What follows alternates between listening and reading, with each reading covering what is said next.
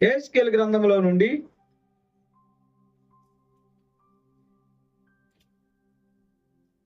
34వ అధ్యాయంలో 26వ వచనాన్ని శాంతకుమార్ గారు వచ్చి చదివిపిస్తారు. 34వ అధ్యాయం 26వ వచనం నుండి. వారి నా పర్వతము చుట్టుపట్ల స్థలములను దీవెనకరముగా చేయదు.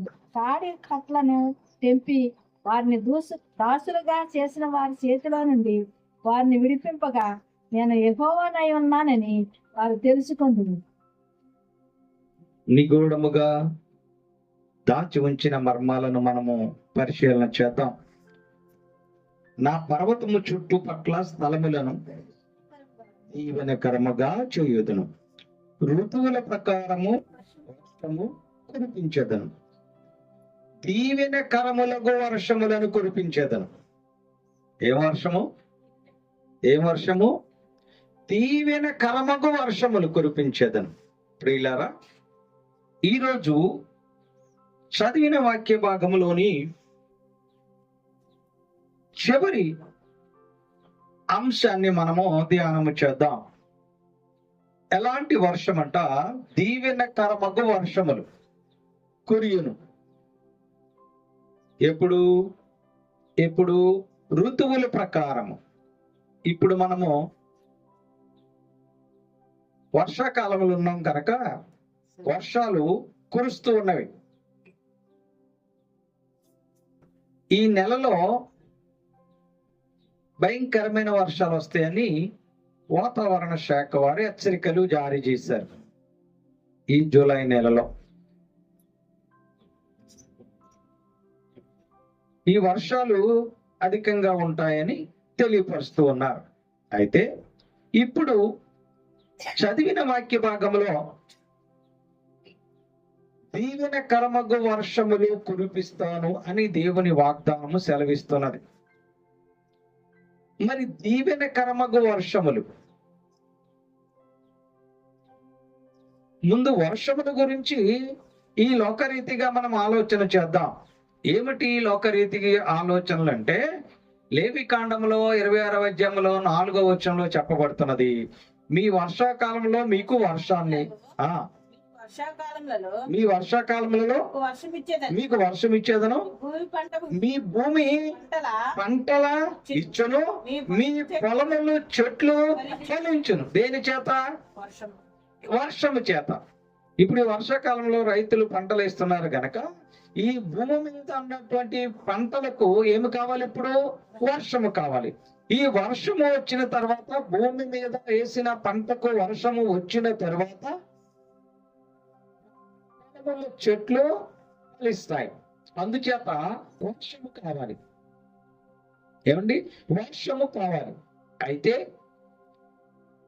ఈ లోకరీతిగా పంటను పండించడానికి, భూమిని తడపడానికి నీరు అవసరము గనక దేవుడు వర్షాన్ని ఇస్తున్నాడు గనక దేవుడు ఇచ్చినటువంటి వర్షాన్ని బట్టి ఆ పంటలు పండి అభివృద్ధి చెందుతాం ఈ లోకరీతిగా. అయితే మరి వర్షం కురిపించేది ఎవరు? వర్షం ఇచ్చేది ఎవరు? వర్షం ఎవరిస్తారు మనకి అని కూడా మనము ఆలోచన చేయాలి. యోవేలు గ్రంథంలో 2వ అధ్యాయంలో 1వ వచనంలో మాట చెప్పబడుతున్నది. ఏమని చెప్పబడుతున్నది అంటే, దేవుడు అంట తొలకరి వర్షాన్ని కురిపించును, కడవరి వర్షాన్ని మీకు అనుగ్రహించును. తొలకరి వర్షం ఏంటి? కడవరి వర్షం ఏంటి? వర్షంలో 2 రకాలు ఉన్నాయో అంటే, పంటలు వేయటానికి ఎండిపోయిన భూమి, వర్షాకాలంలో ఎండిపోయిన భూమి నానాలి గనక తొలకరి వర్షము అవసరము. ఎందుకు భూమి నానాలి? నానిన తర్వాత ఆ రైతు దాన్ని దున్ని అందులో విత్తనములు వేసి పంటను పండించాలి. అయితే అవి మధ్య రకానికి వచ్చేసరికి మళ్ళీ కడవరి వర్షం కూడా కావాలి. ఈ 2 వర్షాలు దేవుడు మీకు అనుగ్రహిస్తాడు అని వాక్యంలో రాయబడి ఉంది. యోవేలు గ్రంథంలో 2వ అధ్యాయంలో 21వ వచనంలో, తన నీతిని బట్టి ఆయన తొలకరి వర్షమును మీకు అనుగ్రహించును, వాన కురిపించి పూర్వమందు వలె తొలకరి వర్షమును కడవరి వర్షమును మీకు అనుగ్రహించును. ఈ తొలకరి వర్షము, ఈ కడవరి వర్షము మీకు అనుగ్రహించును. ఎందుకు? ముందు వాక్యంలో మనము చదువుకున్నాం కదా, భూమి మీద ఉన్న పంట కోసము, భూమి మీద ఉన్న పంటేమని నాటినటువంటి ఆ పంట ఫలము ఫలించడం కొరకు వర్షము అవసరము గనక తొలకరి వర్షమును కడవరి వర్షమును ఈ లోకానికి అనుగ్రహిస్తూ ఉన్నాడు. అయితే మనము చదివిన మూలవాక్యంలో ఏమి చెప్పబడుతున్నది? దీవెన కరమగ వర్షము మీకు కురియును అని రాయబడి ఉంది. అంటే ఇప్పుడు దీవెన అనే వర్షము నీ జీవితానికి కావాలి. భూమి అనే నీ జీవితము తడిసి అందులో ఫలాలు ఫలింపు దక్కాలి అని అంటే ఏమి కావాలి? దీవెన అనే వర్షము కావాలి నీకు. అప్పుడు నీ యొక్క జీవితం అనే భూమి తడిసిన తరువాత అందులో పంటలు పండి ఆ పంట ఫలాలు చేత నీవు అభివృద్ధి చెందుతావు. కాబట్టి ఇప్పుడు నీకు ఏమి కావాలని అంటే దీవెనకరమగు వర్షము కావాలి. అంటే దీవెననే వర్షము నీ మీద కురియాలి. ఇప్పుడు ఆ దీవెననే వర్షము ఎప్పటి వరకు నీ మీద కురిసిందా? ఎప్పుడన్నా దీవెననే వర్షము నీవు చూసావా? ఎప్పుడన్నా గమనించావా? భూమి మీద వర్షము కురిపించిన దేవుడు నీ మీద దీవెననే వర్షాన్ని ఎందుకు కురిపించలేదో గమనించుకున్నావా? ప్రియ సహోదరి సహోదరుడా, పరిశీలన చేసుకోవాలి. మనం ఆలోచన చేద్దాం. యాకోబు గ్రంథంలో 5వ అధ్యాయంలో 7వ వచనంలో ఒక మాటను మనము చదివితే మనకు కొన్ని విషయాలు విశదమవుతూ ఉన్నవి. యాకోబు పత్రికలో ఆ సహోదరులారా వరకు ఓపిక కలిగి ఉన్నది. చూడండి, వ్యవసాయకుడు, రైతు, పంటను పండించే రైతు తొలకరి వర్షమును కడవరి వర్షమును సమకూడు వరకు విలువైన భూఫలము నిమిత్తము ఓపికతో కాచుకొని దాని కొరకు కనిపెట్టును కదా. రైతు అంతే కదా. రైతు తొలకరి వర్షం ఎప్పుడు పడుతుందా అని ఎదురు చూస్తుంటాడు రైతు. ఎందుకు? ఆ భూమి తడిపిస్తే ఆ దానిని బట్టి దున్నటానికి అవకాశం ఉంటుంది అని. అలాగే ఇప్పుడు తొలకరి వర్షం కొరకు కడవరి వర్షం కొరకు రైతు ఎలాగైతే ఎదురు చూస్తూ ఆ భూమిలో ఫలము కొరకు ఓపికతో ఎదురు చూస్తున్నాడో అలాగున నీవు నీ యొక్క జీవితం అనే భూమిలో దీవెననే వర్షము కురియటం కొరకు ఎప్పుడన్నా ఎదురు చూసావా? ఎప్పుడన్నా నిరీక్షించావా? అసలు ఆ దీవెననే వర్షము నీ మీదకి వచ్చిందా? దీవెననే వర్షం నీ కుటుంబంలోకి వచ్చిందా? దీవెననే వర్షం నీ బ్రతుకులోకి వచ్చిందా? ఎప్పుడన్నా పరిశీలించుకున్నారా? ఒకవేళ దీవెన వర్షం నీ మీదకి రాకపోతే, దీవెననే వర్షం నీ మీద కురియకపోతే నీవు 5 పనులు చేయాలని దేవుని వాక్యము మనందరితో మాట్లాడుచూ ఉన్నది. మొట్టమొదటి ద్వితీయోపదేశ కాండములో 11వ అధ్యాయములో 13 నుంచి 14 వచనాలు మనం చదివినప్పుడు ఈ దీవెననే వర్షము నీ బ్రతుకులోకి నీ జీవితంలోకి రావడానికి నీవు చేయవలసిన మొదటి పని చూడండి. ద్వితీయోపదేశ కాండం 11వ అధ్యాయం 13 నుంచి 14 వచనాల్లో, కాబట్టి మీ పూర్ణ హృదయముతోను మీ పూర్ణాత్మతోను మీ దేవుడైన యెహోవాను సేవించి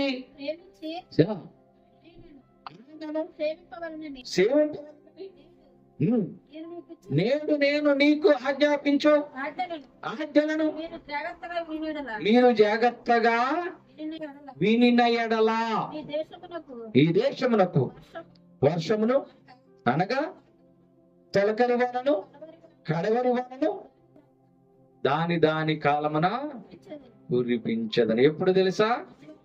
నీవు నీ దేవుడనే యెహోవాను పూర్ణ హృదయముతో ఆయనను ప్రేమించాలి. నామకార్థంగా వచ్చి వెళ్ళిపోవటం కాదు. ఏదో ఆదివారం వచ్చింది వెళ్ళాలి కనుక అనటం కాదు.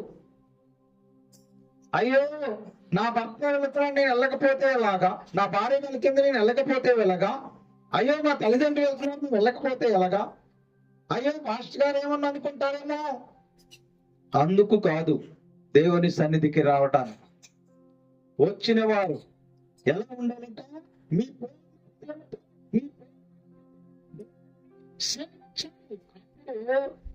నీవు నివసించే దేశం మీదకే కడవరి వాన, తొలకరి వాన, కడవరి వాన దేవుడు కురిపిస్తాడట.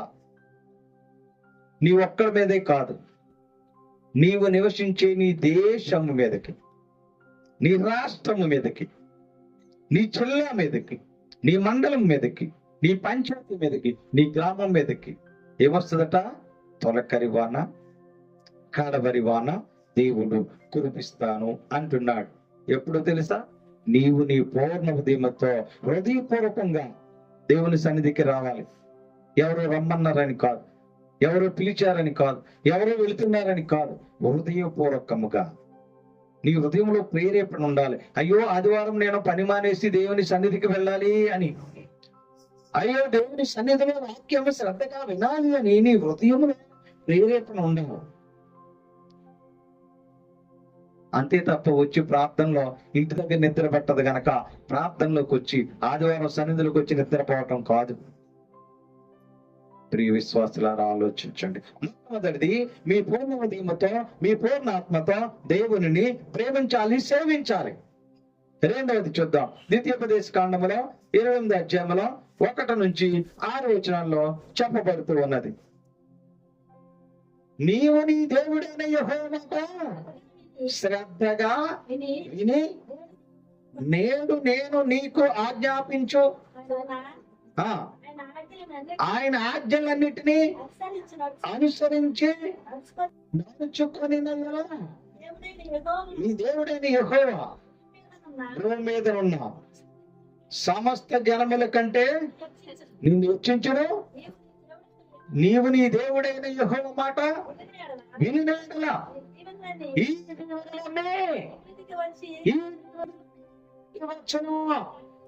దీవెనకరమగు వర్షము నీ మీద కురియాలేనంటే దేవుని మాట వినాలి. చాలా ఇక అక్కడ చదివితే ఆ దీవెనలు ఎన్ని దీవెనలో చెప్పలేము. ఆ దీవెనకరమగు వర్షము నువ్వు ఇంట్లోకి వెళ్ళినా, లోపలికి వచ్చినా, నీ పంట మీద, నీ పిండి పిసుకు తొట్ల మీద దీవెనలు కురిస్తాయట. ఎప్పుడు? ఆయన మాటను నీవు వినినప్పుడు. మొదటిది ఆయనను పూర్ణాత్మతో పూర్ణ ఉదయముతో సేవించినప్పుడు. రెండవది ఆయన ఆజ్ఞ చొప్పున ఆయన మాటను నీవు శ్రద్ధగా విన్నప్పుడు. మూడవది కూడా చూద్దాం. సామెతల గ్రంథం 28వ అధ్యాయంలో 20వ వచనంలో మూడవది కూడా మనకు అగుపడుచు ఉన్నది. మీ మీదకి దీవెనకరమగు వర్షము కురియాలి అంటే, మీ మీద దీవెనకరమగు వర్షము కురవాలి అంటే మూడవది సామెతల గ్రంథం 28వ అధ్యాయంలో 20వ వచనం.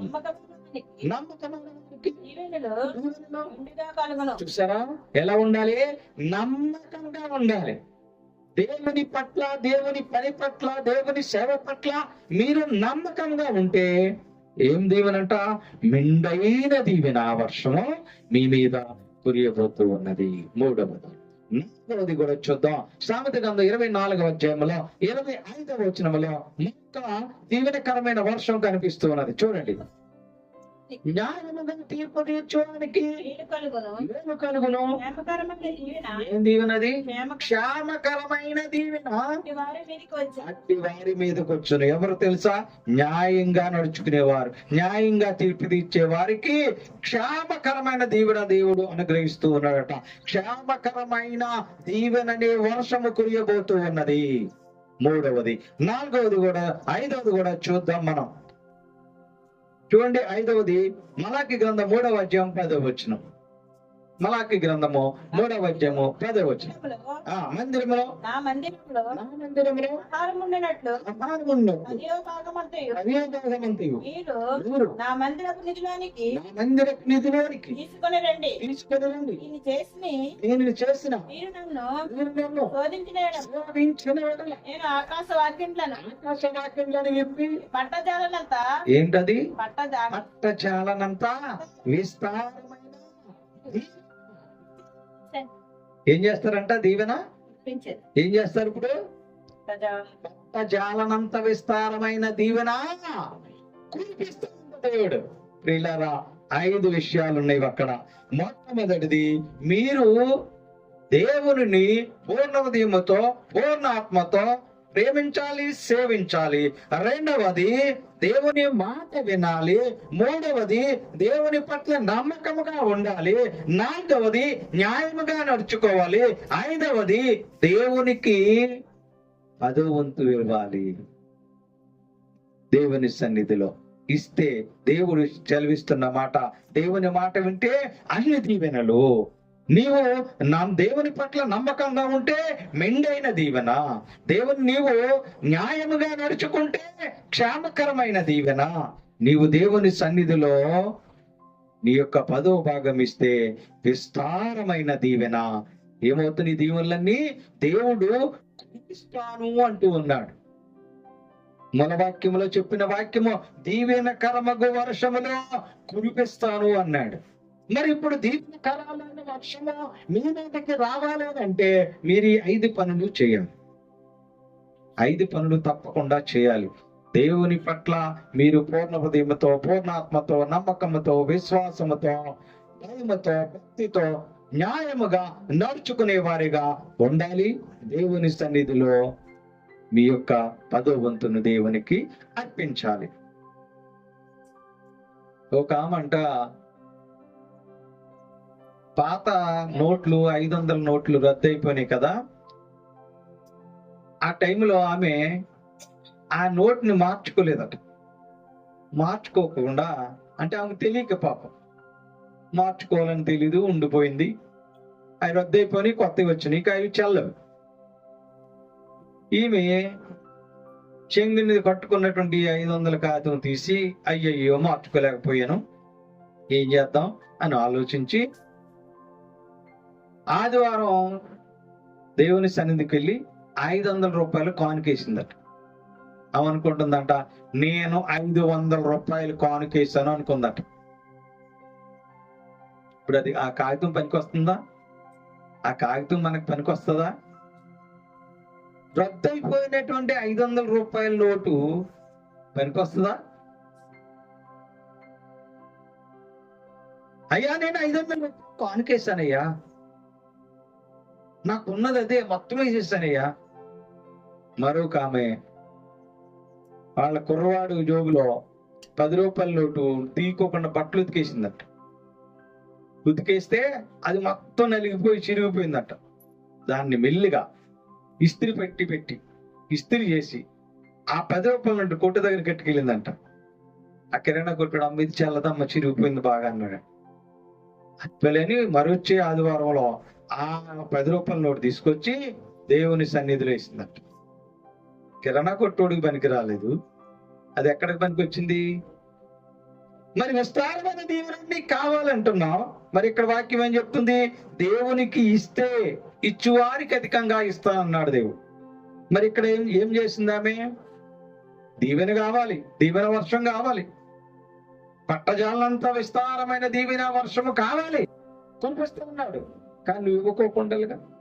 అందుచేత నీ మీద దీవెన వర్షము కురియాలంటే 5 పనులు నీవు చేయవలసిన వానిగా ఉన్నావు.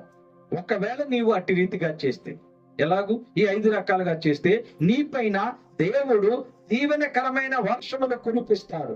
ఒకవేళ దేవుడు నీకు దీవెనకరమైన వర్షము నీ కుటుంబం మీద, నీ జీవితంలో, నీ బ్రతుకులో కురిపిస్తే, ద్వితీయోపదేశకాండం 28వ కురిపిస్తే, యెహోవా నీ దేశం మీద వర్షము దాని కాలమందు కురిపించుటకును యెహోవా యెహోవా దేశం మీద నీ దేశం మీద వర్షము వర్షము నీ కాలమందు దాని కాలమందు కురిపించుటకు కనిపించుటకును చేయక నీ కార్యములు నీవు చేసే పనులన్నిటినీ ఆశీర్వదించుటకును తన మంచి ధననిధిని తెరిచి తెరచును. అప్పుడు నీవు నీవు అనేక జనములకు అప్పుడు నీవు అనేక అనేకమైన జనములకు చెరువు గాని అప్పిచ్చదవు గాని చేయవు. అప్పు చేయవు. ఎప్పుడు ఈ 5 నువ్వు చేసినప్పుడు దేవుడు నీ పైన దీవెననే వర్షము కురిపిస్తే అప్పుడు నువ్వేం చేస్తావు? అనేక మందికి అప్పిచ్చేవానిగా ఉంటావు, అప్పు తీసుకునేవానిగా ఉండవు. ప్రియ సంగమా, ప్రియ విశ్వాసులారా, అంతేకాదు గాని సమూయేలు గారు 2వ పుస్తకంలో నుంచి 23వ అధ్యాయం 4వ వచనంలో మరొక మాట కనపడుతున్నది. ఒకవేళ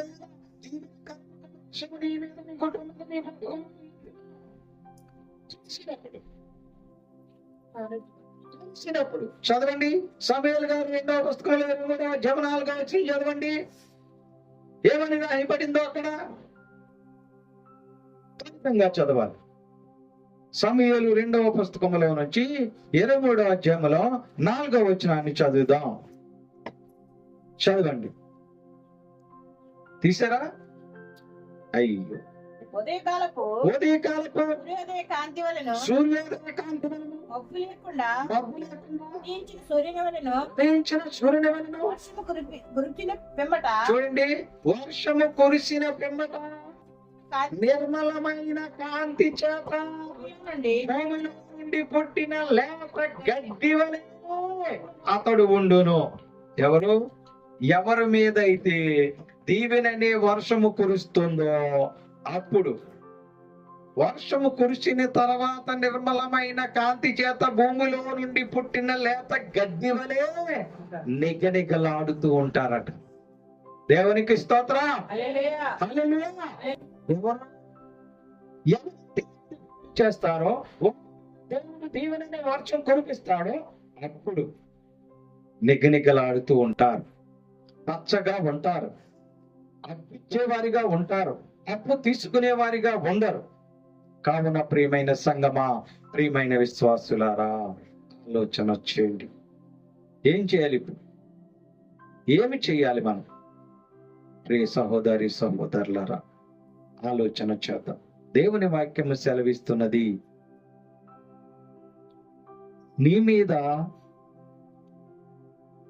దీవెన అనే వర్షము కురియాలి అని అంటే నీవు దేవుని వేడుకునే వారిగా ఉండాలి, దేవుని అడిగేవానిగా ఉండాలి, దేవుణ్ణి మరి వేడుకునే వారిగా మీరు ఉండాలి అని వాక్యము మనందరితో మాట్లాడుతూ ఉన్నది. ప్రియులారా, ఇప్పటి వరకు మన జీవితములో దీవెనకరమైన వర్షము కురియలేదేమో. అందుచేత జకర్యా గ్రంథము 10వ అధ్యాయము 1వ వచనంలో చెప్పబడుతున్నది, అందుచేత ఇప్పటి వరకు నీకు దీవెనకరమైన వర్షము కురియలేదా? నీ బ్రతుకులో దీవెనని వర్షము పడలేదా? అయితే జకర్యా గ్రంథం కడవరి కాల వర్షము కాలమున కడవరి వానాకాలమున వర్షము దయచేయమని కడవరి కాలం ఎటువంటి పంటలు పండుతాయి. అలాగే మన బ్రతుకు ఎండిపోకుండా ఉండటానికి మన మీద దీవెనకరమైన వర్షము కావాలి అని దేవుడిని వేడుకోండి అని రాయబడింది వాక్యం. అడుగుతున్నారా? అడగగలుగుతారా? ఎందుకు? 3 భార్యలు నీ జీవితంలో వర్షం కురియకపోతే, ఎండిపోయిన నీ బ్రతుకులో వర్షము రాకపోతే ఎప్పుడు ఎండిపోయినట్టే ఉంటది. ఎండిన మోడులా ఎదగలేకపోతున్నాను, ఫలించలేకపోయాను. ఎండిన మోడులా ఎదగలేకపోతున్నాను ఎన్నో ఏళ్ళుగా, ఫలించలేకపోయాను. ఎన్నో ఏళ్ళుగా ఎండిపోయిన మోడు ఎదగలేకపోతుంది. ఎండిన మోడు ఎదగలుగుతుందంటే దానికి చిగురు లేదు కదా. ఆ ఎండిన మోడు చిగురించాలంటే దీవెనకరమైన వర్షం కురియాలి. అందుచేత ఇప్పుడైనా ఇకనైనా ఏం చేయాలి? ఇప్పుడు దేవుని అడగాలి. కడవరి కాలంలో వర్షమును దయచేయమని యెహోవాను వేడుకుంటే ప్రతి వాని చేనులోను పైరు మొలుచున్నట్లు, వేడుకుంటే ప్రతి వాని చేనులోను పైరు మొలిచినట్లు యెహోవా మెరుపులను పుట్టించును, ఆయన వానలను మెండుగా కురిపించును. వాన కురిపించుడు ఆయనే. ఇప్పుడు ఎండిపోయిన చెట్టు చిగురించాలంటే కింద వేరులో తడి ఉండాలి. తడి ఉండాలంటే వర్షం కావాలి. కాబట్టి అది దయచేయము అని మనం వేడుకుంటే ఆయన మెండుగా కురిపిస్తాడట. ఆయన వానలను మెండుగా కురిపించును. వేడుకున్నప్పుడు, అడిగినప్పుడు, దేవునికి మనము మొరపెట్టినప్పుడు ఆయన మన మూడు బారిన జీవితాలను చిగురింప చేయగలిగిన వాడు. ఎండిపోయిన మన బ్రతుకులను నిగనిగలాడుతూ ఉంచటానికి ఆయన సిద్ధంగా ఉన్నాడు. నీవు గనక అట్టి రీతిగా ఎప్పుడు నా బ్రతుకులు అయ్యా దీవెనకరమైన వర్షం లేవయ్యా, ఇప్పుడున్నా ఇకనైనా ఆ వర్షము కురిపించాలని నీవు వేడుకుంటే, నీవు ఆయనను మొరపెట్టుకుంటే, చూడండి యోబు గ్రంథములో అలాగూ నీవు చేస్తే, యోబు గ్రంథములో 38 అధ్యాయంలో 25 నుంచి 27 వచనాల్లో చెప్పబడుతున్నది. అలాగూ నీవు వేడుకుంటే, అలాగూ నీవు దేవుణ్ణి అడిగితే ఆయన వర్షము నీ మీద కురిపిస్తే, దీవెనకరమైన వర్షము నీ మీద, నీ కుటుంబం మీద, నీ బ్రతుకు మీద కురిపించినట్లయితే నిర్మానుషమైన ప్రదేశము మీదను చనులు లేని ఎడారిలో వర్షము కురిపించుటకును, పాడైన ఎడారిని తృప్తిపరచుటకును, లేత గడ్డి మొలిపించుటకును, నీటిని కాలువలను మెరుపునకు మార్గమును నిర్ణయించే దేవుడు సిద్ధంగా ఉన్నాడు. వర్షమునకు తండ్రి ఉన్నాడా? ప్రియులారా, అలాగు నీ వేడుకుంటే పాడైపోయి ఎడారిగా మాడిపోయిన నీ జీవితంలో నీటి బొగ్గలను ఆయన చూపించగలడు. ఎండిపోయినటువంటి ఆ యొక్క చెట్టును చిగురించడానికి ఆయన సిద్ధముగా ఉన్నాడు. చూడండి, నిర్మానుషమైన ప్రదేశం. నిర్మానుషం అంటే మనుషులు తిరగరు, ఇక అదొక అరణ్యములాగా మారిపోయినది. అలాగూ నీ జీవితం మారిపోయిందేమో, నీ బ్రతకలకున్నదేమో, నీకు అనేకమైన శోధనలు వస్తున్నాయేమో, అనేకమైన వేదనలు కలుగుతున్నాయేమో. దీవెనకరమైన వర్షము నీ మీద కురియకపోవటం వల్ల మరి వాటిని కావాలి కురిపించమని దేవుణ్ణి నీవు అడగగలవా? అడిగితే, నీవు గనక అడిగితే, నీవు గనక ఆయనకు మొర్ర పెడితే, కీర్తన గ్రంథం 147 అధ్యాయం 8వ వచనంలో చెప్పబడుతున్నది, ఆయన